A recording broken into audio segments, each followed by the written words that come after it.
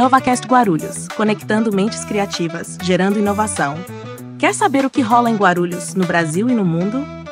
O InovaCast traz tudo para você, com análises e bate-papos que vão além da notícia. Siga-nos nas redes sociais.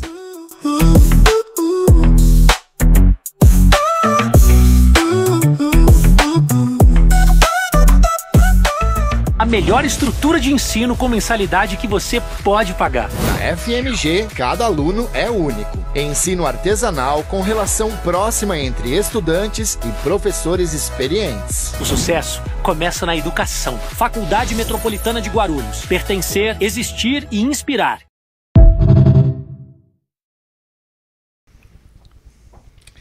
Olá, boa noite a todos aí, é eu, Marcos Vinícius, mais uma vez em InovaCast Guarulhos, a Maria Eduarda aqui também na espaçonave aqui, comandando tudo aí. Uma boa noite a todos aí, eu vou pedir sempre para vocês aí que vocês deixem o like, comente e compartilhem, tá bom? E se inscreva no nosso canal, que é de graça, tá, gente? Vamos aí, eu tô vendo que tem muita gente assistindo, mas não estão se inscrevendo no canal. Dá essa força pra gente aí, tá bom? Hoje, dia 17 de novembro de 2025... E lembrando que estamos no Novembro Azul, tá, gente? A saúde do homem é muito importante. Você aí que está sentindo alguma coisa diferente, aí vá ao médico, se previna, a prevenção é a melhor coisa que tem. E lembrando que alimentação e também exercício ajuda bastante. Tá bom, gente? Não espere para a última hora. É muito complicado. E, principalmente o homem, né? Que deixa tudo para a última hora. A mulherada não. A mulherada se cuida antes, mas o homem é complicado. Devido à correria, devido a tudo, dia a dia, acaba deixando passar e quando vai ver é muito tarde. Mas vamos se prevenir aí, gente. Bom, hoje eu tô aqui com uma dupla especial aqui. O pai Fernando sempre aqui com a gente, né? E hoje estamos acompanhados com a mãe Alessandra. É um prazer enorme. Eu já vou falar com os dois já já. E lembrando também, eu quero lembrar que terça-feira tem um episódio da Maria Eduarda Entre Páginas e Telas, que trouxe aí, amanhã vai ter aí os desenhos aí, foi um barato esse episódio com a criançada e tudo aí, muito bacana. E vai ter a voz também de quem, Maria Eduarda? Lá do Kronk. É do Kronk, eu não sei quem é, mas vai ter a voz do Kronk aí, vocês vão ver. Tá bom? Acompanha amanhã, não perca. Põe a criançada aí na sala aí para poder assistir. Passa pra telona aí e deixa a criançada assistir o episódio aí que foi muito bacana. E eu quero falar com o pai Fernando. Boa noite, pai Fernando, tudo bem? Motumbá, não, outro personagem, né? Motumbá, quem é de Motumbá, Colofé, quem é de Colofé, Mucuyu, quem é de Mucuyu, Saravá, quem é de Saravá. Muito boa noite, bom dia, boa tarde a você que está nos vendo pela internet. Satisfação estar aqui. Mãe, muito obrigado pela sua presença. Eu que agradeço. Seus filhos também, sejam bem-vindos. Boa noite, mãe Alessandra, tudo bem com a senhora? Muito boa obrigado noite. Por se dedicar esse tempo novamente para nós aqui. Eu que agradeço. Eu vim aqui com toda a felicidade, estou muito gratificada do último podcast que eu fiz, né? Muitos retornos, muitos comentários. Agradeço aqui ao pai Fernando pelo comentário, pela mensagem muito acolhedora que o senhor mandou para mim. Fiquei muito emocionada. Muito obrigada mesmo. Eu é que agradeço, viu? pela oportunidade, pelo tudo que a senhora compartilhou. Quero deixar aqui publicamente minha admiração e respeito. Obrigada mesmo. Motumbá a todos, Colofé, Mucuyu e Axé a todos. Perfeito, eu quero agradecer também os filhos da mãe Alessandra que estão aqui, o Bill, a esposa e tem mais um filho aqui dela aqui. O Nicolas. O Nicolas estão aqui, estão me Isso. acompanhando aqui. E é muito importante essa união, esse trabalho e trazer um pouquinho, como eu sempre falo, né?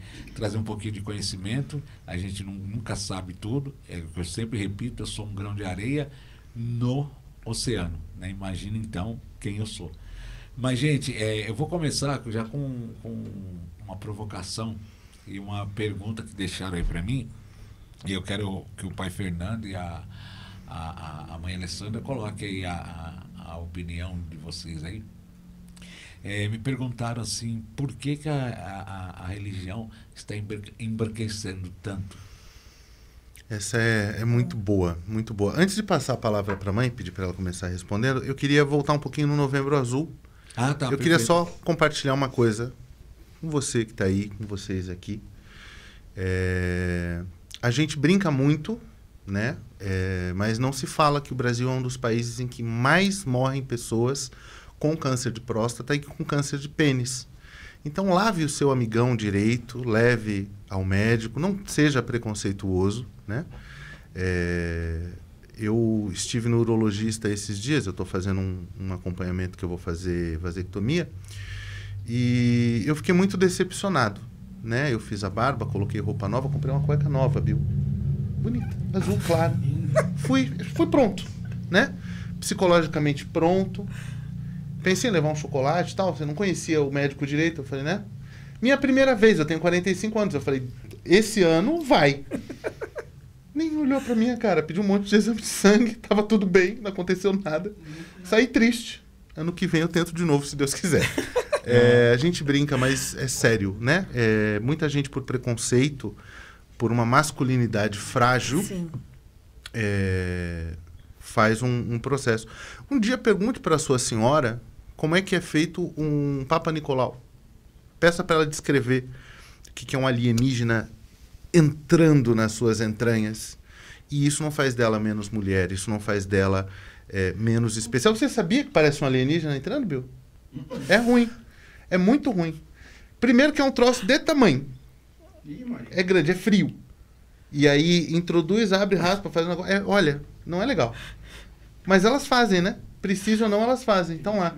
E a gente com essa masculinidade frágil, acho que o médico... Porque assim, sinceramente, eu não sou lindo, né?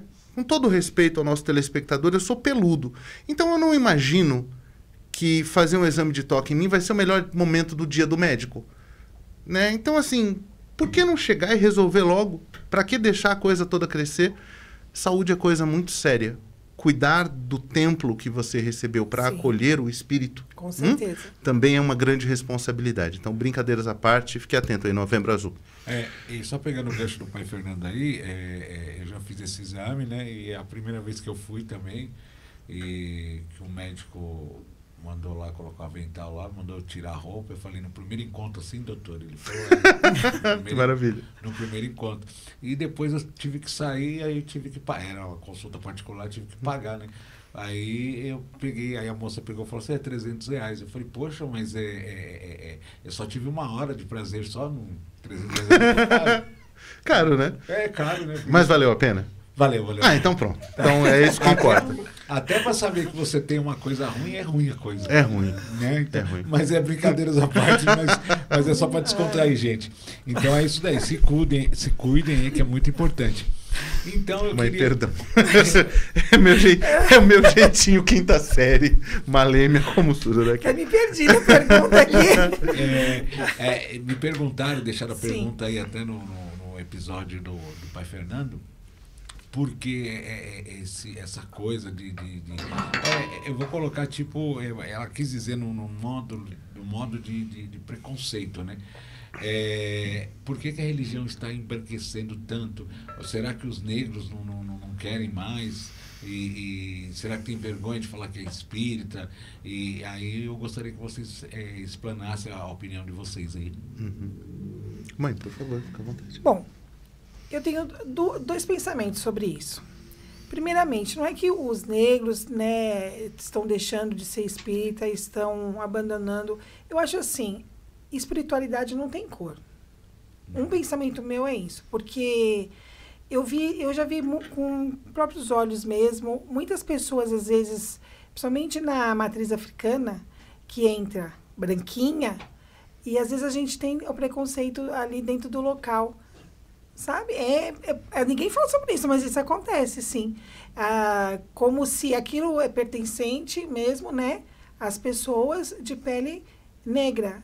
Mas não, espiritualidade não tem cor. Se eu fui escolhida também, antes de eu nascer, pelo meu orixá, a cor da minha pele não pode definir se eu posso ser e seguir aquilo, cultuá-lo ou não. Mas isso vem da mentalidade do ser humano muito ligado, eu entendo até, ao sofrimento que teve, né? Sobre a escravidão, sobre o que os negros passam, porque eu, como uma pessoa branca, nunca realmente vou saber o que uma pessoa negra passa.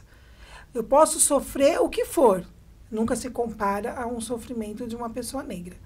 Nunca a gente vai saber, porque nós temos, infelizmente, esse privilégio, e é horrível. Né? É horrível. Mas eu mesmo já ouvi muitas coisas sobre isso e vi situações sobre essa, como se nós não poderíamos pertencer ali. Mas, novamente, eu digo, espiritualidade não tem cor. Eu tenho um relato de um sonho que eu tive há muitos anos com Iemanjá. Então, eu sonhei que eu estava num local, e isso acho que explica até muita coisa. E tinha várias Iemanjás, brancas. E aí, alguém falava para mim assim, essa é sua mãe. E eu olhava e eu falava, não, essa não é minha mãe. E no fundo, tinha uma mulher grande, negra, linda, com uma roupa africana, linda. Aí eu olhava assim e falava, aquela é minha mãe. Então, por isso eu digo, a espiritualidade não tem cor. Então, isso vem muito da raiz e do sofrimento do povo, né? E eles, assim, muitas pessoas, não podemos generalizar, acham que a gente tomou posse daquilo. Mas não, eu acredito nisso. Nós somos todos espíritas, médiums, viemos com nossa missão também, como eles. E nós temos as nossas descendências, nossa ancestralidade. Então, é uma mistura. Nós somos uma mistura de raça.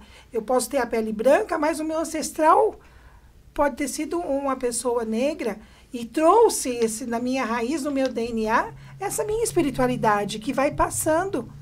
Então, o embranquecimento vem daí e o preconceito vem já de dentro da religião. Perfeito. É uma opinião que eu tenho e essa vivência que eu já vi, né? Dessa forma. Perfeito. Eu concordo em gênero, número e grau com a mãe. E eu vou deixar a minha reflexão partindo de um ponto de vista histórico e depois eu vou trazer para o lado religioso.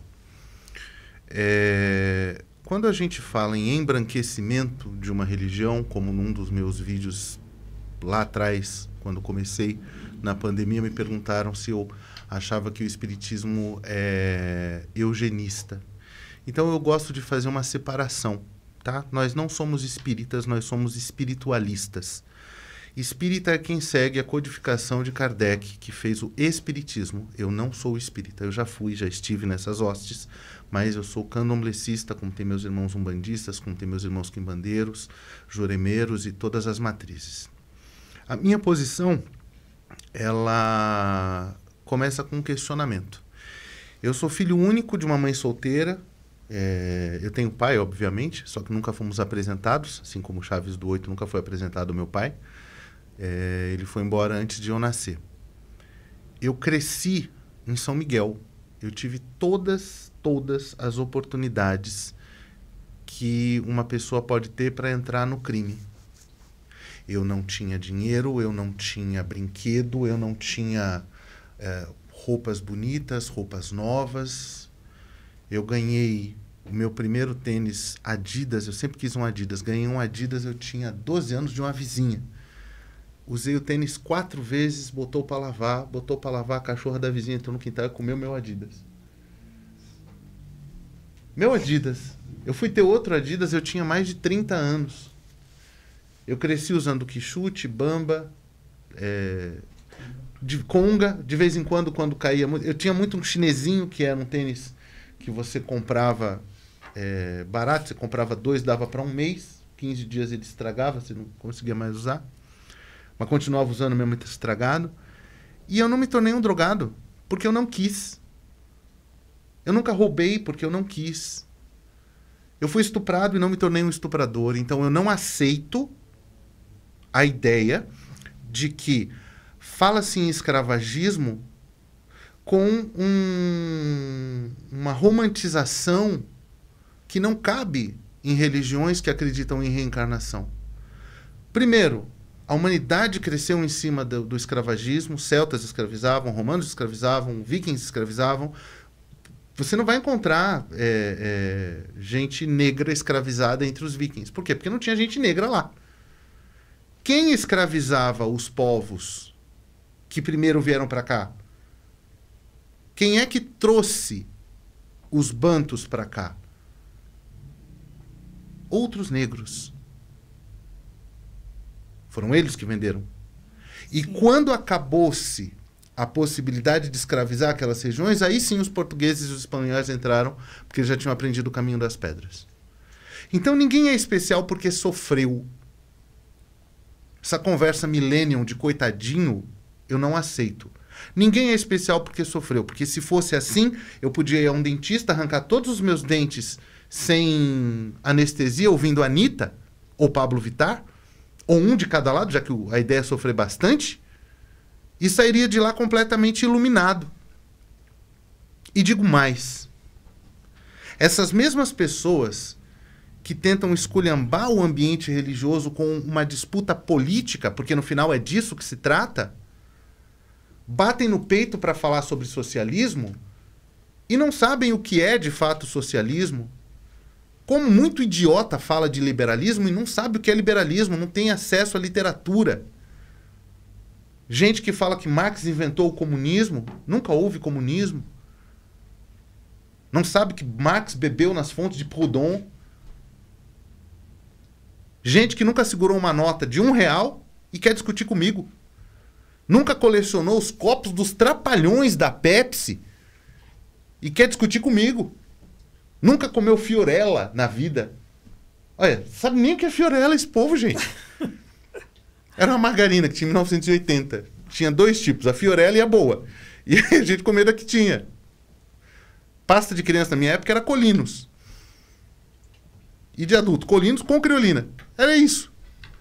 Não tinha. E a gente sobreviveu. Agora, eu não estou querendo também que ninguém fale, ele sobreviveu, eu também sobrevivo do mesmo jeito. Eu só estou compartilhando que o sofrimento per si não vai trazer uma condição sine qua non para que todos evoluam da mesma forma. Se você colocar em água fervente uma batata, ela entra rígida e sai macia. Se você colocar um ovo, ele entra frágil e sai duro. A condição é a mesma, a reação é outra. Posto isso,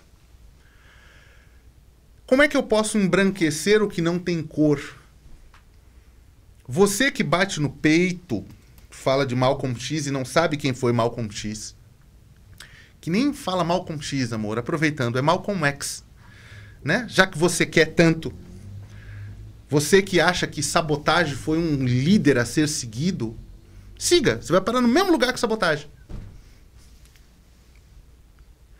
Alguém tem que ter coragem de falar em voz alta, porque eu sou recalcado, porque eu ouvi dentro de uma federação a mãe de santo falar assim, você não presta para estar dentro dessa religião, porque você é branco, isso é religião de preto. Eu falei, que bom que a senhora pôde escolher a sua religião. Eu fui trazido aqui por Ogum. Exatamente. Achou ruim? www.ferreirodearuanda, manda um e-mail, reclama com o homem. Se foi o orixá que me trouxe para fazer isso, enquanto orixá, porque orixá pode. Né? O orixá acabou. Falando muita bosta do gordinho, ela apagou a vela do gordinho, acabou. Enquanto ele não fizer isso, não me calarei. Porque quem mandou que eu falasse não me permitiu que me calasse. Agora deixa eu contar uma coisa pra você, amor. A gente acredita que o corpo físico, esse que tem pele branca, que só faz sentido na cabeça de meia dúzia de gente que está dentro de pequenos espaços de luta que não são verdadeiros, estão sendo usados como massa de manipulação. E eu falo isso de liberalistas, falo isso de socialistas, porque eu como eu disse, né, estava até comentando, eu consigo unir gregos e baianos, porque eu penso que a política está errada à esquerda e à direita. Valeu Fédon, valeu o banquete de Platão. Vai entender o que é o conceito político. Leia os estoicos, em especial Marco Aurélio e Sêneca, e compreenda o que é. Leia o Príncipe de Maquiavel para ver o que estão fazendo com a sua cabeça. Porque a mesma pessoa que fala em embranquecimento da religião, depois vai para as redes sociais ficar olhando para cima e falando assim, nossa, sextou. Eu quero comprar um carro novo, eu quero comprar um não sei o que novo, eu preciso... Por quê? Porque fazem você acreditar que você precisa de coisas que você não gosta para impressionar gente que não se importa com você, de que você é aquilo que você não é. A alma, o espírito, o ser é a entidade em nós. Eu não tenho um corpo e sou uma alma. Eu não tenho... As pessoas falam assim, porque a minha alma... Eu senti na minha alma que aquela pessoa gosta de mim. Eu não tenho uma alma. Eu sou a alma. Nós somos basicamente lulas gigantes. Caso você tenha curiosidade, dê um Google aí, sistema nervoso central de um ser humano. Então é um cérebro ligado a uma lula, comandando um fantoche de ossos, protegidos por músculos e carne. Você quer me dizer que isso é importante, mais importante do que o que eu trago no coração? Mais importante do que o que eu penso e sinto a respeito? Eu convido qualquer uma dessas pessoas a, de fato, enxugar os olhos de uma viúva, de um órfão, alimentar pessoas, ir até os presídios e dar alento àqueles que estão lá esquecidos, visitar um hospital, porque eu não vi nenhum representante de nenhum movimento levar um copo de água para minha esposa quando ela estava morrendo de câncer de cabeça em cima de uma cama. O que eu vi foram seres humanos, independente de suas cores externas, juntos para tentar dar conforto a algum ser humano sofrendo. Se o meu corpo hoje tem pele branca, amanhã poderá ter pele negra. Sim. E se hoje você está num corpo com pele negra, será que você não está nesse corpo com pele negra porque você esculhambava com os negros lá atrás e hoje você está tentando espelhar aquilo que te incomoda, porque no fundo, a gente sempre se incomoda com aquilo que a gente tem dentro de nós, se arrependendo do que você fez de errado? Então, quando você estiver preparado para ter uma discussão saudável, partindo do princípio que os corpos mudam, mas as pessoas dentro dos corpos é o que tem de absolutamente relevante, nós podemos levar essa discussão para um lugar sério. O que para mim não tem a ver com... Tudo bem? Para mim não tem a ver com o fato de você embranquecer uma religião, de você mudar o contexto de onde ela veio. No sentido de que pessoas de uma cor diferente não têm autorização para praticar aquela religião. A minha preocupação é, por que a gente aprendeu coisas que na África eram feitas num pote de barro, que eram feitas com pedras que eram pegas no rio? Porque tem gente hoje que compra ocutá de quartzo rosa, de manganês, de olho de tigre, do diabo aquático. Eu falei de propósito, tá, hater? Eu sei que é diabo 4, mas eu prefiro falar aquático, que eu acho mais engraçadinho. E paga 5, 6, 10, 15 mil numa iniciação que não tem preço. Isso me preocupa. Me preocupa as pessoas acharem que são donas de algo. Se o sagrado se manifesta através de você, Deus seja louvado. Eu tive mães de santo que passaram pela minha vida, brancas, negras, e todas elas foram importantíssimas para mim. Agora, eu falo para você, se o que eu estou te falando não te importa por conta da minha cor, por favor, não perca seu tempo comigo. Não é com você que eu estou falando absolutamente. Eu sou muito mais do que o meu corpo, eu sou muito mais do que a identificação material. Por isso eu não estou nem aí se alguém me acha bonito, feio, gordo, magro, alto, baixo. Eu, inclusive, costumo dizer o seguinte, existem homens que são mais altos do que eu. Existem homens que são mais fortes do que eu, mais inteligentes do que eu, mais ricos do que eu, mais financeiramente bem-sucedidos do que eu, politicamente mais bem-sucedidos do que eu. Existem, inclusive, uns 3 ou 4 que conseguem a façanha de serem mais bonitos do que eu. Rir não foi legal, não achei que você me ajudou muito aí. Né? Tudo bem, tá lá Sean Connery, Henry Cavill, são pessoas que, né? Marcos Palmeira, que homem. Só que assim, nenhum deles é maior que eu só algum. Nós todos somos iguais. Sim. Irmanados pela mesma dor, nascemos com dor, morremos com dor, nascemos sozinhos, morremos sozinhos. Nem as minhas opiniões, nem os meus bens, nem as minhas pretensas lutas, nem os meus preconceitos caberão no meu caixão. Eu é que sei o que eu vou levar para sentar no colo de Ubaloaí e prestar as minhas dívidas quando o Yansan lá me deixar antes de me colocar no tobogã para onde eu vou. Mas não tem problema, também tenho amigos em cima e embaixo, estou tranquilo. Perfeito, perfeito. Essa é a opinião do pai Fernando e a opinião da mãe Alessandra aí, vocês estiveram aí. Aí a pessoa que perguntou, tá bom, tá aí a resposta aí. E vamos dar sequência aí. Antes de eu pular para amanhã, a Alessandra, eu gostaria que o pai Fernando respondesse rapidinho, que é outra pergunta também. Uhum. Perguntaram para mim, não, deixaram a pergunta aí, né? O que é Angola milongada? Milongada. Angola milongada é o seguinte. No começo dos cultos, quando você tem o processo escravizatório, que começa por volta aí de 1529, quando os povos bantus chegavam aqui, quem eram os povos de origem banto? São os povos da região de Angola, Congo, né? Demorou aí uns 300, quase 400 anos até que outras nacionalidades... Porque assim, as pessoas falam, na África isso, na África aquilo, como se a África fosse um continente, fosse um país e não um continente. As pessoas esquecem, por exemplo, que junto com os escravizados vieram muitos muçulmanos. Sim. Todo mundo acha que quem chegou aqui era tudo preto velho, aí o meu cativeiro. Nada a ver. As pessoas acham que o preto velho é uma entidade que, em vida, sublimou a dor. Como é que o culto de Exu veio para o Brasil, gente? Como é que o que hoje se chama Quimbanda veio para o Brasil? É os caras colocando demanda em cima do senhor feudal lá, do cara que estava no engenho. Porque separou a minha família, eu vou meter catiço em cima do cara. Muita gente morreu nisso. E quando foi que começou, já voltando lá no embranquecimento, essa mistura? Porque muita gente tomava...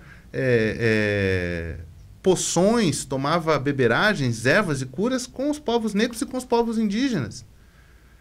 E a própria Umbanda bebeu disso também, uma vez que tem ritos de paganismo europeu que foram incorporados às tradições. Por exemplo, tem muita casa de Umbanda que usa candelabro. Candelabro de 7 braços. Pesquise aí o que significa e de onde veio. Então, nessa época, o culto ele era proibido. Qual que é a grande diferença da religião tradicional africana para o candomblé brasileiro? Porque tem muita gente que não sabe que o candomblé é brasileiro. Em Cuba, por exemplo, você tem uma santeria que não parece quase nada com o nosso rito. Porque aqui nós podemos ter numa mesma sala uma filha de Iemanjá, um filho de Xangô, um filho de Nanã, um filho de Oxumaré, uma filha de Oxalá, um filho de Ibeje, por exemplo. Lá não. Templo de Oxum fica na região de Oxum, todo mundo lá é de Oxum, culta de Oxum. Mesmo, né, mãe? Aqui não, aqui a gente abriu as portas para todo mundo ser cultuado junto. E como todo mundo foi cultuado junto, havia menos gente de um povo do que de outro. Então o que eles fizeram? Eles juntaram os ritos. Por quê? As 3 grandes nações mães, né? Angola, Congo. Angola, Congo está na mesma raiz banto. Aí você tem os Fon, da onde vem os Yorubás. Você vai ter o culto de Jeje-Marim, o culto de Queto. Só que Queto cultua orixá. Jeje-Marim cultua Vodum, no plural Vodunce. Enquanto que os bantos cultuam Inquice, no plural Minquice. E aí você tem, por exemplo, o orixá da metalurgia. Desculpa, vou puxar a sardinha para Ogum, que é o meu orixá de adoração. Qual que é o Inquice da metalurgia? É Nkosi Mukumbi, que em algumas regiões de Congo vai ser chamado de Inroche, que é um leão, o leão que luta por nós. O Inroche, Roxinque, o Inroche, Roxi Biolê. Salve aquele que luta por nós. Vamos cultuar todo mundo junto. Os 2 vestem azul, os 2 trabalham com ferro. Isso diminui em alguma coisa a fé? Não. Não. Agora, com o tempo, então aí surge o chamado culto milongado. Eu sou de Ogum, sou feito de Ogum, minha casa chama Ileaxé, não é um Nzó, e é Angola. Agora, com o tempo, por conta daquela luta de reconhecimento, de validação, porque eu quero que o outro saiba que eu sou bom, porque eu tenho síndrome, com todo o respeito aos puristas. Eu tenho uma síndrome de menoridade, meio que de cachorro vira-lata.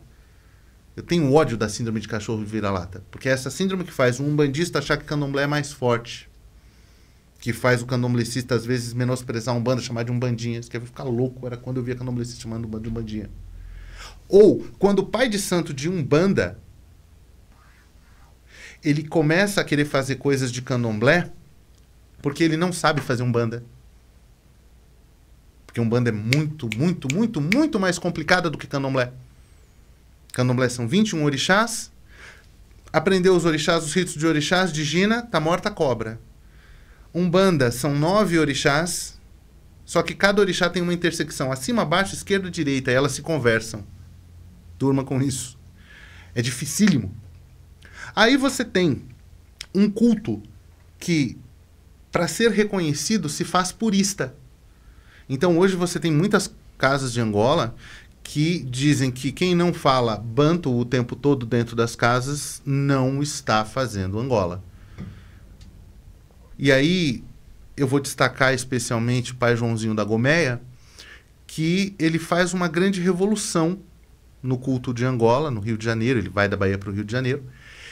E ele começa a colocar os inquices paramentados, com paramentas, como as paramentas de candomblé que a gente conhece. Por quê? Porque na Angola se usa uma coisa chamada mucange, que é uma máscara, que ela é colocada no topo da cabeça, decorada com folhas. Quando o orixá abaixa, o inquice abaixa, você vê aquela máscara. Essa é a diferença. Porque o orixá é um ser humano que foi divinizado. Porque o inquice é uma força da natureza. Porque o vodum é uma força da natureza. Gente, é Deus. São faces de Deus. Sim. Então eu deixo para os puristas, mãezinha, a discussão. Não sou ninguém para entrar nessa discussão. Isso é briga de cachorro grande. Eu não sou ninguém para entrar nessa discussão. Respeito todos eles. E toco a minha Angola milongada. Milongada porque ela é misturada. Porque eu acho que eu posso ser claro aqui, porque eu sou pai, e talvez os senhores que estejam me assistindo sejam pais ou mães. Meu filho, às vezes, meu caçula, ele fala assim para mim: ô vovó, ô papai, ô tidinda, ô... Ele tá falando comigo, ele tá olhando para mim, ele quer um pouco de água. Eu falo assim: não, me chame pelo meu nome. Me chame pelo meu nome. Que pai sou eu que vou ignorar um filho porque ele errou meu nome? Então, desculpa. Se Deus para você é tão pequeno que não te atende porque não cabe no seu livro ou no seu hall quadradinho de conhecimento, que você chame disso ou daquilo, não compactuamos da mesma visão de Deus. Culto milongado é isso, é um culto que ele é de Angola, eu cultuo o tempo, eu cultuo todos os inquices, mas eu falo de orixá, porque as pessoas entendem. Eu tenho que ter o trabalho de explicar o que é um orixá. Ah, porque Dandalunda tem um episódio muito bom, um gordinho vestido de gema de ovo, dá uma olhada aí na lista dos vídeos, falando sobre Oxum. Gente, qual que é a grande diferença? Iemanjá, gente. Iemanjá, rainha do mar, não é? Não, não é. Iemanjá não é um orixá marinho. E é o mesmo cara que quer bater no peito para dizer que sabe pra caramba de orixá, não sabe quem é a Xexacucá. De novo, não sabe quem é a Xexalugá. Nunca comeu um filão, Duda. Quando os dinossauros andavam sobre a Terra, você não comprava pãozinho, meu amor. Não existia pãozinho para comprar. Existia filão, que alguns chamavam de bengala, que é um pão de tamanho assim, ó. Você comprava, cortasse, você que definisse o tamanho do seu pão. Tipo enrolava num pedaço. É. Baguete, mas não, a baguete é mais... maior não é tão isso. Chique, né? É. E tinha gente que comprava aquilo e vinha engraxando embaixo do braço, com o jornal na mão. Numa época que você tinha que levar sacola com garrafa de vidro para comprar as coisas no mercado. O culto milongado é simplesmente o culto não puro da Angola. Funciona para mim. Encontrei Deus lá, responde às minhas dúvidas e me sustentou nas horas mais escuras que eu passei. Então, para mim, funciona. Isso eu conto. Perfeito, perfeito. E agora eu vou para a Mãe Alessandra. Mãe Alessandra, nós estamos chegando aí no final do ano, né? A senhora acha que também já encerrou os trabalhos do ano, né? Sim. E eu queria saber um pouquinho, a senhora trabalha com a cigana, e eu gostaria de saber aí quais são o povo vai procurar aí pular 7 ondas, vai ficar de amarelo, outro vai ficar de vermelho, outro vai ficar de azul, né? Para poder atrair coisas boas. Qual a magia cigana que a senhora pode estar falando, o pessoal pode estar procurando para fazer, para ver o ano de 2026 aí de uma melhor forma, e com esperança, né? Que o povo brasileiro assim, é esperançoso. Com certeza. Bom, quando eu fui convidada, né, eu já imaginei sobre esse assunto, juntamente com o pai Fernando, né, comentou comigo. Esmeralda já se empolgou demais, porque eu carrego Esmeralda com muito orgulho, né, e ela até me trouxe algo que é para passar para todos fazerem. Optcha. Então, é assim, os ciganos são um povo muito alegre, né, festivo, e é um povo de muita união.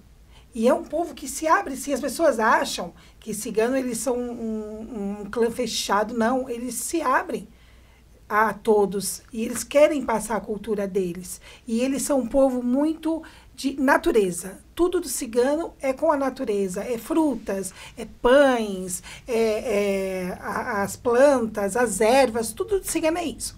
E ela me passou, que eu passasse para todos aqui, vamos dizer, uma simpatia, que fica mais claro para todo mundo. No dia, tanto de Natal quanto de Ano Novo, você pega uma travessa bem bonita. A melhor que você fala é especial. Essa travessa é especial para mim. Você vai colocar ali uma maçã bem vermelhinha, vai colocar, encher de cravos, tudo em volta, porque o cravo, ele traz, além de ele modificar a energia, ele traz uma prosperidade, né? Porque o cravo é ancestral. E você vai colocar em toda essa maçã, vai regar essa maçã com muito mel, coloca numa travessinha e coloca no centro desse prato. Em volta desse prato, você vai colocar pães, algumas frutas, folhas de louro, não vou esquecer de nada, aqui, o ponto. Folhas de louro, cravo, em pau também. E vai fazer aquele enfeite bonito. Caso você tenha possibilidade de ter um romã, você abra esse romã ao meio. Se não tiver romã, pode sim ser um maracujá, coisas que têm muita semente, porque a semente, ela remete à prosperidade, né? E vai colocar ali ao lado da maçã e uma taça de vinho, uma taça de água. Isso é para quê? Ali, conforme você vai montando esse prato, esse axé, você vai pedindo a união da sua família. Você vai pedir prosperidade e abundância, que prosperidade, gente, não é só material, financeiro. Prosperidade é saúde, prosperidade é amor, prosperidade é você ter sabedoria, prosperidade é você ter pessoas ao seu lado que te tragam coisas boas e que você também dê coisas boas à pessoa. Então, um ano próspero é um ano onde você tem um trabalho, onde você consegue trazer o pão para a sua família, onde a doença se afaste da sua família. Então, prosperidade é tudo isso, que às vezes as pessoas ligam só também a amor. Eu preciso de um namorado, eu preciso de um amor. Claro, é um todo, porque o ser humano é assim, né? Necessita de um todo. Então, essa é uma simpatia que ela trouxe, muito bacana, muito próspera, e coloca no centro de sua mesa. Faça a sua ceia, tanto no Natal quanto no Ano Novo. Oferte ali ao povo cigano e você vai ver como o seu ano vai bem. E no outro dia, essas frutas, tudo isso, você vai compartilhar com os seus. Não é para você pegar e entregar em algum lugar, não. Somente a maçã. A maçã, sim. A maçã você pode pegar e colocar numa árvore frondosa, uma árvore de preferência frutífera, e você coloca aos pés dessa árvore. E o pão e as frutas você compartilha com a sua família. E isso é muito importante, porque as pessoas, nós somos muito apegados a isso, né? Como as cores.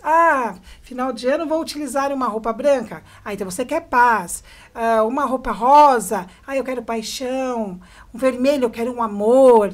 né? O azul, eu quero ter lucidez. E realmente é isso, porque as cores se remetem a isso. Então, por exemplo, se você quer uma vida de transformação em cena, eu quero modificar, eu quero movimentar, eu quero me reconectar com o espiritual, use lilás, use violeta.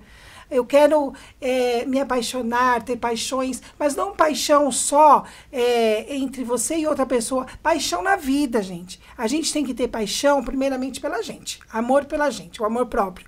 E depois o amor pela vida, pelas coisas que a gente faz. Utilize um rosa, né? Coloque um rosa misturado com um vermelho, porque o rosa ele traz isso, mas também é uma coisa de movimento mais lento. Se você mistura o rosa com o vermelho, você vai ter um movimento mais forte, para que as coisas acelerem na sua vida, né? Então, uma pessoa, eu quero saber do dinheiro, né? O dinheiro, você pode utilizar o verde, o dourado, porque o verde, ele traz prosperidade, o verde, ele traz a cura. Porque para a gente caminhar e para a gente chegar em algum ponto na vida, às vezes as nossas próprias dores impedem da gente caminhar e chegar. Então, a gente tem que primeiro tratar nossas dores e se curar. E assim a gente consegue avançar. Porque as pessoas muitas vezes, isso tudo, Esmeralda está aqui falando isso para mim, muitas vezes as pessoas vão empurrando a sua dor. Sabe aquele ditado, vou empurrar com a barriga. E não trata daquilo. Não se cura. Isso é principalmente aqui, eu acho que algumas mulheres estão precisando ouvir isso. Cure-se da sua dor, se cure, para depois você dar andamento a essa vida que você quer, senão você não consegue chegar lá, né? Então, faça tudo isso, tudo que você faz com fé, com amor, tudo dá certo, porque o objetivo é só um, é ser feliz, é crescer, é evoluir, né? É chegar no seu objetivo. O material é bom, é importante. É bem importante a gente ter o dinheiro, porque o dinheiro também é uma energia de movimento. Sem o dinheiro você não faz nada, não é verdade? Então você precisa. Mas às vezes tem coisas que não compensam na vida. Tem coisas que a gente luta tanto, insiste em tanto para aquilo, mas às vezes não compensa. Quando você chega lá, você nem teve o prazer de aproveitar aquilo, porque você já quer outra coisa. Então, você tem que se curar primeiro. Observar quem é você nessa terra, o que você faz. E o povo cigano traz isso. Essa energia do amor, do movimento, a energia do fogo. Que o fogo, ele tanto aquece quanto ele bane.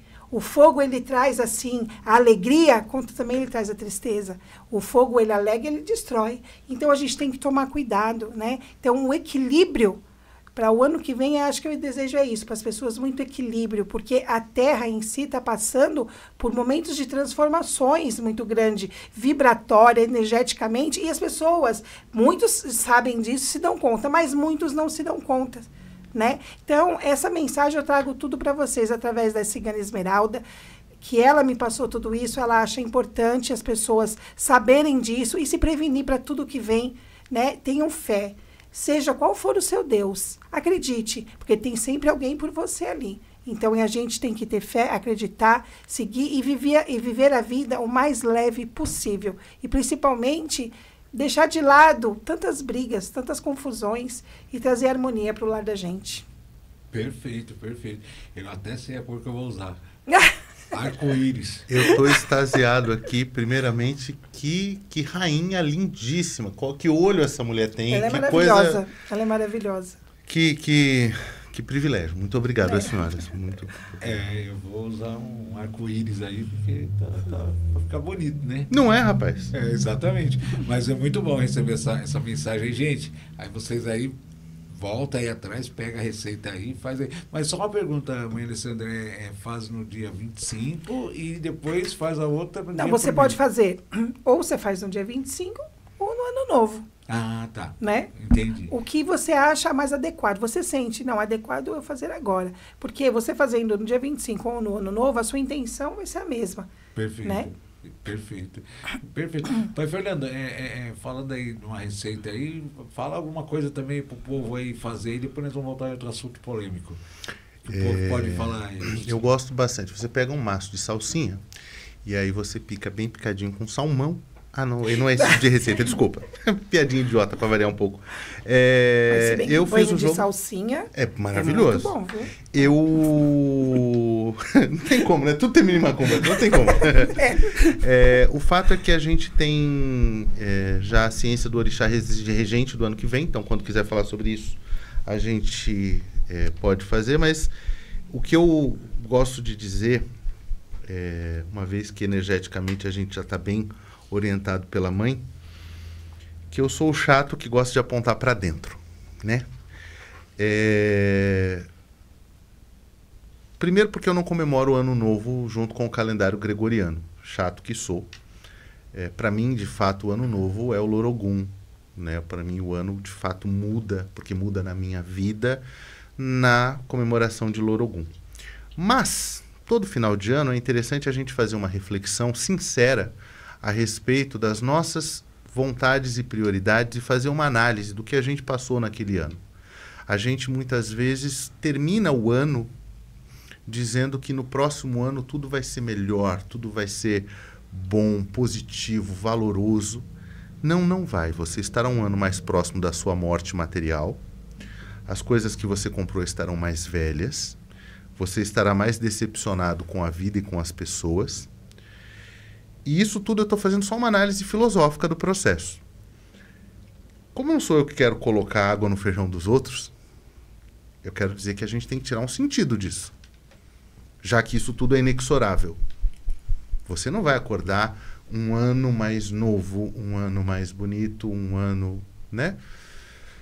Seu cabelo um dia vai ser diferente do seu cabelo de hoje. Em viço, em tônus, em... Só queria ter cabelo. E quando você olha para trás, você fala assim, meus 20 anos, né, Duda? Meus 20 anos. Quando eu cheguei aqui, isso era tudo mato. E você começa a entender, cada ano que passa, os seus mais velhos. Você começa a entender os silêncios dos seus pais. Você começa a entender um pouquinho mais a dor do outro do seu lado, porque você começa a se colocar no lugar do outro. Tem um tipo de ensinamento que só o som de uma pá de terra sobre a tampa do caixão que você ama de verdade, alguém que realmente era importante para você, quando você ouve aquele pá abafado, que parece que junto com aquela terra que simboliza a última vez que você está tendo contato com aquela pessoa fisicamente, enterra junto de você muitas coisas que você achava importantes. Quando a dor do luto vai passando, você vai se descobrindo uma nova pessoa. Então, o Ano Novo ele tem essa representatividade. É o luto do ano que passou, sendo comemorado junto com o nascimento do ano que chega. Então, peguem uns instantes daquela noite de celebração, em vez de ficar só enchendo a fuça de comida e bebida, e olhe para trás e veja o que você se propôs a fazer naquele ano e você não fez. E escolha um desafio novo para você realizar no próximo ano. Seja aprender uma nova habilidade, seja uma língua, seja uma habilidade... Por exemplo, eu estou com um compromisso no ano que vem de aprender a fazer pudim. Porque eu adoro pudim, eu não sei fazer pudim. A última vez que eu fiz um pudim, ficou parecendo um acidente nuclear. Tenho muita dificuldade, especialmente com a calda. E minha mãe pegou uma receita agora de um pudim de leite em pó, que diz que até um idiota como eu consegue fazer. Então, eu tenho um compromisso no ano que vem de aprender a fazer pudim.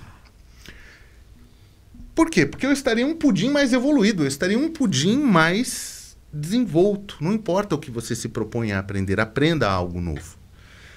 E aí, para não dizer que não falei das flores, você pode pegar 1 litro de água, coloca ali 3 colheres de lavanda ou de alfazema, coloca uma pitada de canela, uma pitada de cravo, em pó, obviamente, uma pitada de noz moscada.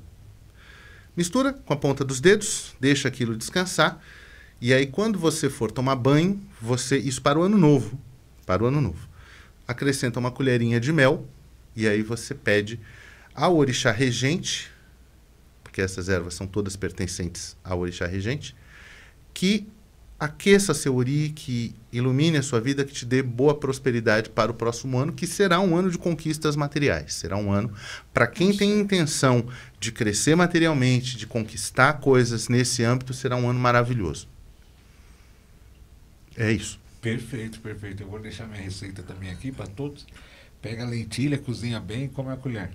Tá bom?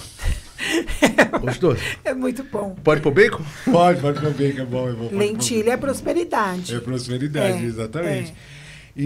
Bom, essa aí foi a receita aí do pai Fernando, da mãe Alessandra, eu acho que é muito válido aí, quem acredita, né, quem tem fé. Não adianta também fazer e não ter fé, não adianta nada. E ficar sentado também no sofá esperando cair do céu, não. Vai, levanta, se movimenta aí, porque senão a coisa não vai. Pai Fernando, agora vamos entrar, mãe Alessandra, vamos entrar nas polêmicas aí. Vamos falar de ponto riscado. Vamos. Né? Vamos falar de ponto riscado. Nós estávamos falando lá fora, enquanto estava tomando um café. Eu achei até interessante, que eu não sabia, até a mãe Alessandra também. É claro que ele vai começar com o coração. É óbvio que ele vai começar com o coração. Nós estávamos falando do ponto riscado, né? E aí tem Exu que vem lá no garfo lá e tal, coloca a flecha e tal, e coloca coração. E aí o pessoal remete ao amor, né? E aí eu queria que você explicasse a simbologia do coração, para quem não sabe. Mas você vai falar daquele jeito mesmo? Não. Ah, bom. Não, parece senão o YouTube derruba o vídeo, mãe. Então vamos lá. Que parece uma bunda? Não. Ah, não? Não. Bunda de uma mulher de 4, é diferente. Ah, tá, entendi. É uma bunda Você qualquer. falou. Vamos lá, gente. O que acontece é que estávamos falando sobre simbologia.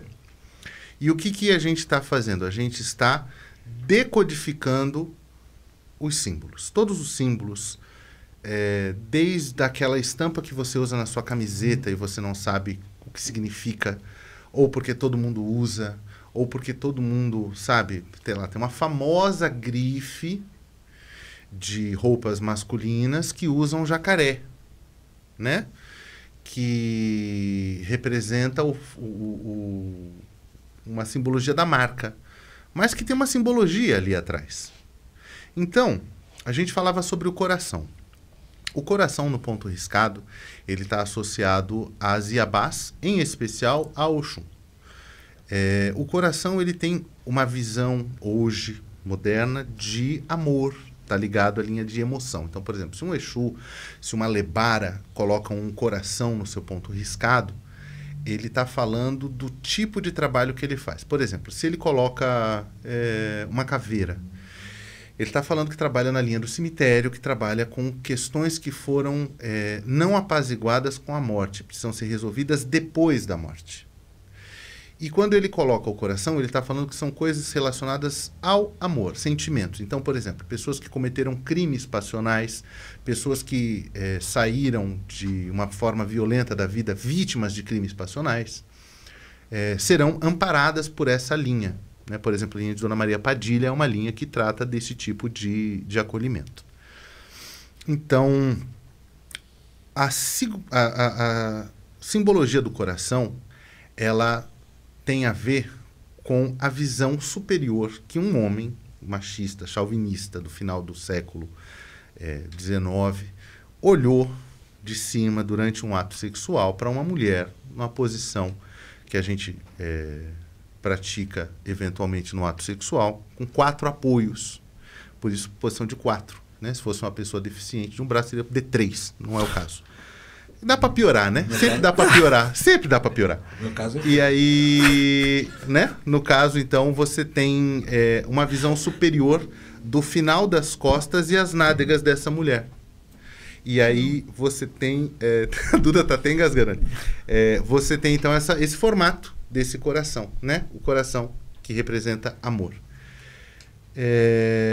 Simbologicamente não tem essas representações, nem de amor, nem da mulher. Ela tem um vórtice, né? Ele começa pequeno e se expande, ele é um triângulo invertido. E aí esse triângulo, ele representa que a base do homem deve estar firmemente plantada na Terra, mas se expandindo para o cosmos. E aí você tem toda uma simbologia, tem as ordens irmãs, enfim, paz profunda àqueles que me ouvem, que tem esse conhecimento, que é uma copa ou seja, é um copo. E o que é o símbolo do copo? É aquilo que recebe, é aquilo que comporta, que acomoda. É um símbolo feminino. Essa copa, ela representa um vórtice que sobe e retorna num fluxo constante. Isso é o coração. Essa copa, ela representa um outro órgão humano, que não é o coração. Onde está a copa feminina, o caldeirão da mulher? É o útero. O útero. Que é o receptáculo sagrado. Aí a gente vai entrar numa outra discussão que é sobre o sagrado feminino.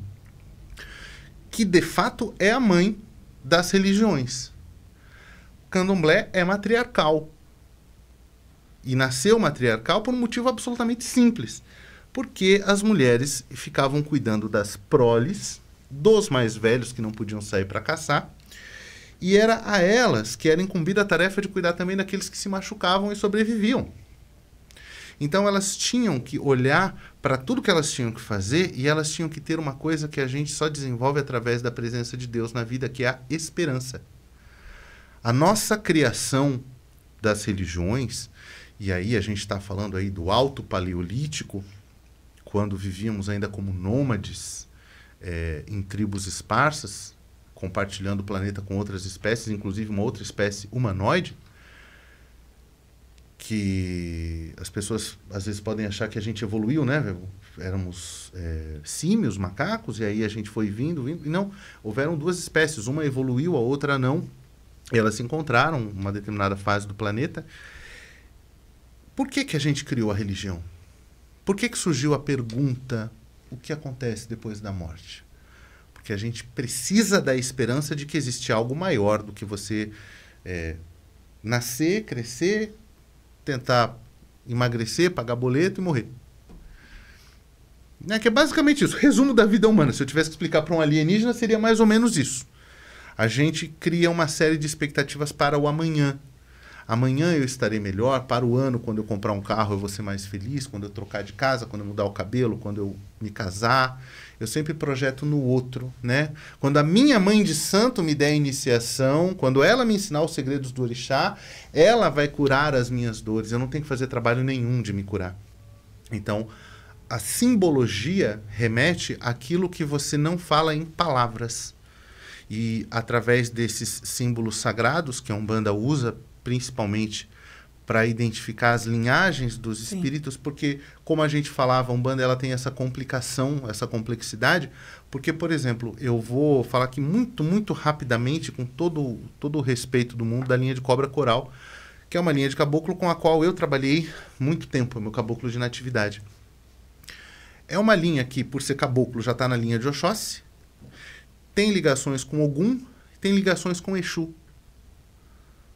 Como é que você separa tudo isso? Que tipo de cobra coral é aquele? Aquele cobra coral que está vindo no terreiro, ele trabalha na linha de cura? Ou ele trabalha na linha de exorcismo? Ou ele trabalha na linha de a gente chama de fundação ou firmeza do terreiro, que é o cara que dá sustentação ao trabalho? Ele vai te responder através do ponto riscado. E é esse mesmo ponto riscado que antigamente, na Umbanda antiga, consagrava o médium como um médium pronto ou não. O espírito só vinha para a Terra dar consulta depois que ele tivesse dado ponto para o pai e para a mãe de santo, que a gente chamava inclusive de consagração de caboclo, que infelizmente é um rito que está acabando nos terreiros, né, mãe? Foi o que até comentamos a outra vez que eu fiz, a coroação do caboclo. Exato. Então, como eu expliquei, para chegar é através do ponto riscado que o médium se mostra, né, que está pronto para aquilo. Né? Então é importante que nem a flecha do caboclo que dá indicação, que mostra uma direção, né? Que nem como eu, voltando ao meu caboclo, como o senhor falou, o seu Tupinambá. O seu Tupinambá, ele é um caboclo Oxóssi. Todo mundo vai, o senhor é caboclo de Oxóssi. Sim, ele é caboclo de Oxóssi. No ponto riscado dele, ele traz a força de Iemanjá. Ele é caboclo de Oxóssi, mas trabalha com a força de Iemanjá na minha vida. E ele é a estruturação do terreiro, né? Ele é o pai do terreiro. Né? Então, e no ponto dele também tem a estrela, né? Também tem a lua, porque ele é um caboclo que trabalha com fases. Então, você mas o que seria trabalhar com as fases da lua? Ele trabalha com ciclos de vida, ciclos das pessoas. Então, desde criança, a adolescência, a maturidade, ao adulto. Então, ele trabalha na vida de um todo de uma pessoa. Então, ele é um caboclo que traz também, ele trabalha muito no emocional, na cura. Então, é um caboclo que trabalha com a cura. E assim é na minha casa, e eu vejo ali os pontos dos meus filhos. E é muito certeiro isso. É muito. E aí eles perguntam, inclusive eu vou ter que dar aula para eles para o ano que vem sobre pontos, porque eu acho que a gente tem que ensinar o médium. Não pode, como eu falei, não pode guardar isso para si. Você tem que ensinar os símbolos. O que significa? Porque quando o médium é consciente, esse médium vai riscar o ponto, por mais seguro, ele tem medo. Claro. Porque nós somos seres humanos, então tem o medo. Bate aquele... E agora? Agora, a partir do momento que você ensina, a pessoa ela vai entender o que o guia está projetando nela. Está fazendo ali com ela. Fala, olha, o meu caboclo é assim. Então, a partir daí, ela passa a conhecer mais ainda a entidade, o caboclo, Exu, boiadeiro, seja o que for. Começa a conexão ainda mais forte. Olha, ele trabalha com isso. Então, ele vai se aperfeiçoar naquela energia junto com ele. Então, é um bom médium. Vai ensinar um bom médium, vai ajudar muitas pessoas. Eu tenho essa visão. Sem dúvida. Marcos, eu só queria fazer um comentário sobre simbologia. A mãe acabou de fazer uma coisa que eu falei uns episódios atrás. Ela acabou de dizer, eu sou uma boa mãe de santo, mas ela não quis dizer isso. Ela simplesmente é. Porque você quer reconhecer um bom sacerdote, é o sacerdote que não tem medo de passar o conhecimento. O sacerdote que não tem medo de passar conhecimento, ele é tão seguro do seu próprio sacerdócio e da sua missão espiritual que o que ele quer é que você saiba mais. Porque quem sabe mais trabalha melhor, quem trabalha melhor ajuda mais. Exatamente. Perfeito. O pai Fernando e a mãe Alessandra, que são donos de casas, aí tem casas, tem filhos aí.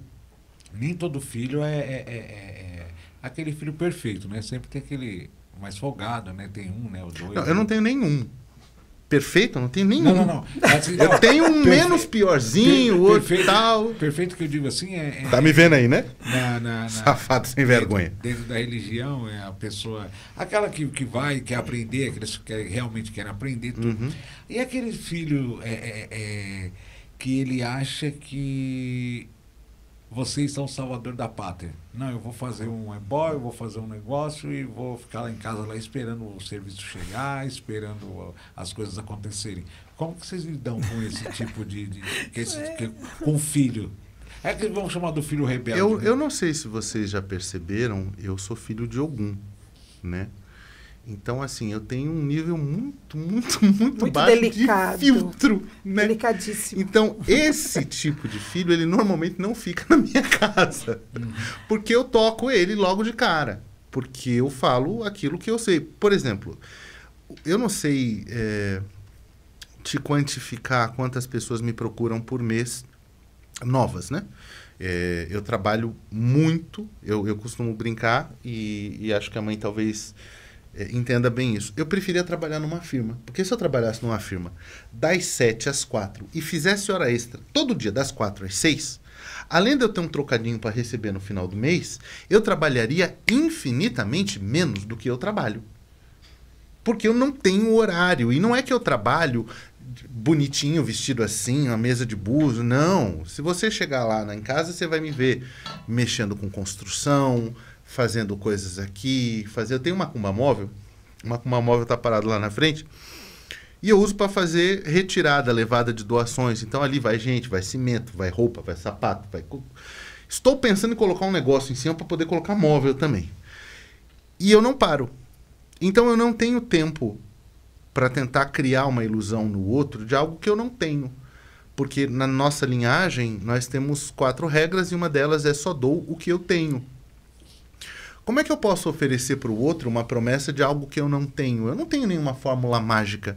Sim. Muita gente me procura e fala assim, pai, eu queria fazer um trabalho para ficar rico. E eu respondo para a pessoa, eu também queria. Ah, é verdade, eu também. A pessoa chegou para mim esses dias, mãe, e falou assim, olha, eu quero falar com o seu Exu, porque aí ele me passa os números da loteria, e aí eu vou ganhar, eu dou 10% de tudo que eu ganhar para o terreiro. Eu falei, animal de teta e rabo, se eu tivesse como pedir para o meu Exu os números da loteria, eu jogava e não te dava 10%. Exatamente. Então, assim, não tem acontece. receita de bolo, né? A primeira coisa que eu falo para a pessoa é que não existem fórmulas mágicas. E não existe uma forma rápida, nem uma forma sutil, nem delicada. Eu tenho alguns problemas de saúde que eu trato e todos eles passam por uma reeducação de vida. Eu não tenho como comer tanto açúcar quanto eu gostaria, porque eu sou diabético. Então eu tenho que tomar medicações que às vezes fazem com que eu precise usar o banheiro em momentos inadequados, faz com que eu tenha distúrbios de pressão e tal. Não tem uma fórmula mágica. Não é fácil. As pessoas falam, vou tomar um remédio, o remédio resolve. O remédio também te dá reações. E aí, espiritualmente, não é diferente. O remédio sempre está dentro de você. Você pode fazer um trabalho para ajudar a pessoa a ter um caminho melhor, para olhar. Porque, de repente, a pessoa está lá com uma escada embaixo do braço, chorando porque não consegue trocar a lâmpada. Então, você tem que falar assim, amor, tem uma escada embaixo do seu braço, né? Dá um jeitinho ali e tal. Dá uma direção, mas não existem milagres. Então, mas na minha casa, de fato, a pessoa não tem tempo de esperar milagre. Porque ou ela está trabalhando para me ajudar a carregar um pouco de cimento, que a gente está mexendo com construção, ou ela já foi procurar um outro sacerdote mais delicado. Porque, assim, por algum motivo, meus filhos de santo podem comentar aí no vídeo, eles dizem que eu sou grosso. Olha que absurdo. Olha... Então, assim, eu não tenho muito filtro, eu não sou muito paciencioso. Então aqui nós temos duas versões de pai e mãe. Eu sou uma pessoa muito acolhedora. Eu acolho muito meus filhos. Eu brigo também, eu puxo a orelha, mas eu luto muito por eles, né? E eu tento tratar o melhor possível, porque é por isso que eu sou de Iemanjá, porque realmente eu acolho demais. Então, claro que chega aquele filho, sempre tem que acha que vai entrar ali e a vida dele vai mudar, que ele vai dar água pro vinho, ele vai ter dinheiro, ele vai ter amor, ele vai ter tudo. Não é assim que funciona. Mas então, qual o meu procedimento? Eu sempre luto em mostrar para esse filho que a vida não é assim. Porque, assim, se ele veio, eu vou tentar, das melhores maneiras, transformar essa pessoa para o melhor, né? É claro, tem caminhos que a gente ajuda também até a quebrar um pouco essa rigidez de pensamento da pessoa, né? Que a gente pode fazer ali um buri, a gente pode acalmar aquela mente, a gente pode fazer um ebó mais tranquilo para ela e fazendo banhos, porque eu sou a favor das ervas em tudo. Eu sou uma pessoa muito ligada a ervas, então a erva transforma muito, sim. Então eu luto pela a quebra da rigidez e tento transformar a visão daquele filho.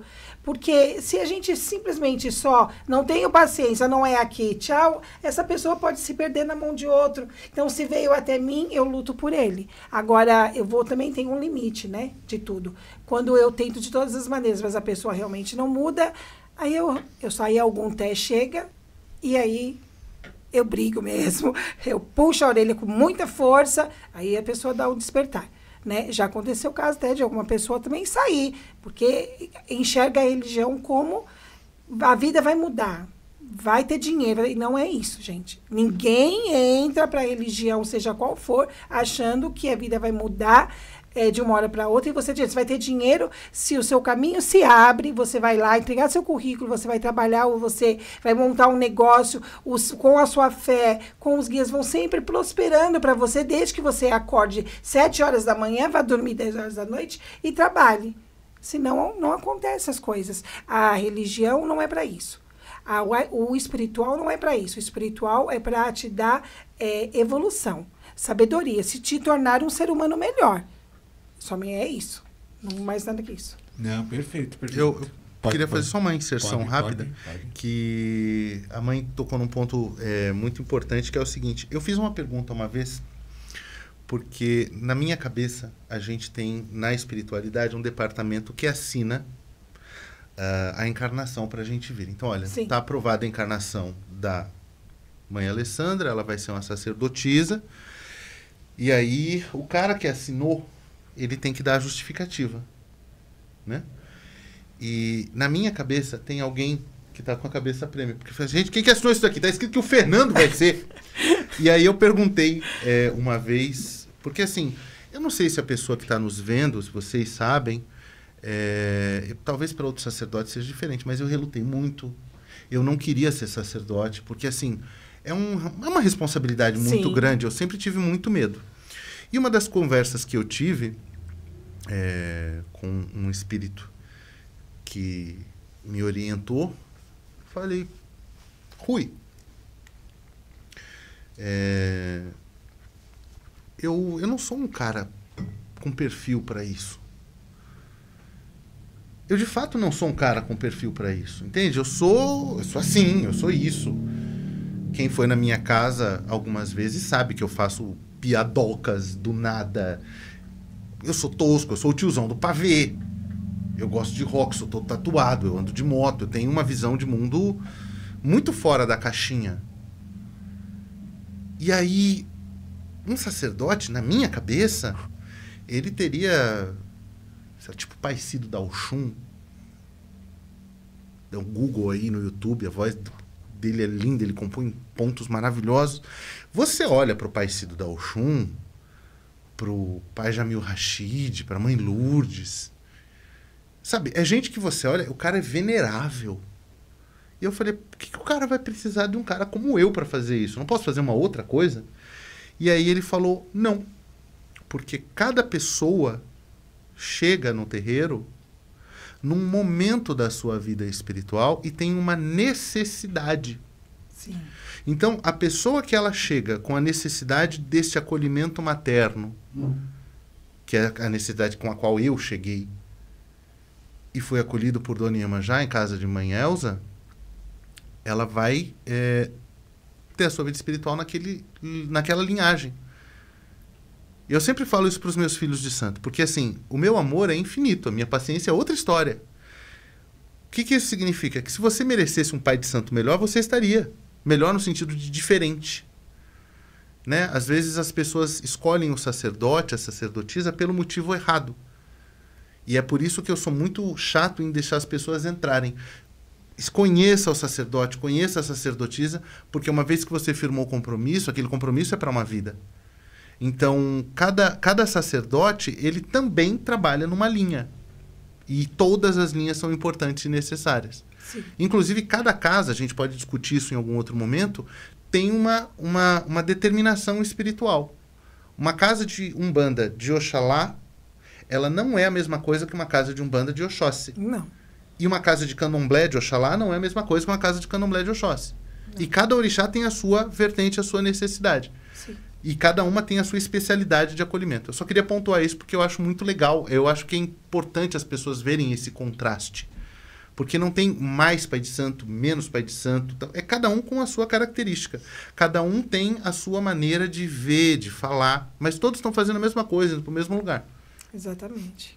Perfeito, perfeito. Aí, gente, vocês viram aí que totalmente é esse contraste, como o pai Fernando falou, e é muito bacana. E é isso que a gente tem que trazer para dentro da nossa religião, é o respeito, né, pai Fernando? Sim. Entre os babalorixás e alorixás, porque é aquilo que falou, ninguém é mais que ninguém. Exato. Né? Então, só conhecimentos diferentes, e eu acho que todo mundo aprende a todo momento, né? Esse negócio, eu não sei, ele não sabe fazer isso, pô, ele não sabe fazer isso, então vai lá mostrar que você sabe, ensina ele a fazer, vai levar informação para ele, não criticar, porque de repente o outro pai de santo não sabe por falta de informação. Sim. Sim. Não Né? Então, aprendeu aquilo. Exatamente, então eu acredito que seja assim, e por isso que tem essa divisão dentro da nossa religião, né? De um querer saber mais do que o outro e não achar que não deve passar o conhecimento. Né? E eu acho muito chato isso daí. É que eu falo, eu não sei nada dentro da religião. Mas estou aprendendo a todo momento. Esse do coração eu não sabia, entendeu? E tá tudo certo. Mas parece que as pessoas têm medo de agregar. Então, sabe qual que é o problema das pessoas, mãe? O medo de perguntar, de não saber. Eu pergunto tudo. Eu também pergunto. Eu sou a pessoa mais faladeira. Eu falo demais, eu pergunto tudo. Porque não é feio, você fala, eu não sei. Eu não sei. Eu acho que é até bonito você chegar num ambiente, você entrar com respeito e você ter a humildade de perguntar, eu não sei, me ensina, como é que eu faço? Exatamente. É isso aí. Que nem, por exemplo, desculpa, te cortei. Não, pode ficar à vontade. Eu tenho uma memória de dó. Eu tenho dificuldade de gravar cantiga, essas coisas. Eu falo assim pro Gambi, eu falei, eu não lembro, dá um puxa, porque eu tenho dificuldade. Aí, eu fui na casa do senhor. E eu, Bill, se ele mandar puxar uma cantiga, eu vou desmaiar. Porque eu tenho dificuldade. E eu sou menos sacerdote, menos mãe por conta disso? Absolutamente. Não, mas eu tenho dificuldade. Ué, e sempre fui assim, não é que eu já tenho meus 53 anos e não, sempre fui assim, eu tenho dificuldade. Quando eu era do candomblé, meu Deus do céu, que língua é essa? Eu tinha uma dificuldade. E até criar o Iaô, um barco inteiro eu criei. O meu caderninho ali. Mas eu fiz o meu papel, porque eu estava com amor ali. Entendeu? Para gosto, se eu errar, eu tenho dificuldade. Eu sou sincera, quando eu cheguei na casa do senhor, eu tenho uma coisa para falar, que no começo do assunto, quando o senhor falou da Angola milongada, né? Eu não conheço Angola, eu sempre tive curiosidade, não conheço. Aí, o Gambill me levou. Quando eu cheguei lá, eu vi tudo aquilo, eu fiquei maravilhada. Porque a sensação que eu tinha que eu estava na Umbanda e a sensação que eu tinha que eu estava no candomblé, num lugar assim, uma mistura de sensações o senhor me proporcionou naquele dia. E Iemanjá veio, porque Iemanjá não vem, ela não vem. Até na própria casa dela, ela é raro vir, né? É raro. E ela veio na casa do senhor, ficou lá um tempão, né? Então eu falei assim, gente... Um rito lindíssimo, não teve quem tava lá que não chorou. Aí foi que até que o pai falou assim, mãe, ela sabe dançar na Angola, né? Não foi isso que você falou? Eu falei, sim, então, ela você dá por quê? Ela é uma divindade. Então, para ela, voltamos ao ponto, não existe isso. Exato. A religião tal, lugar tal, a cor da pele tal, não.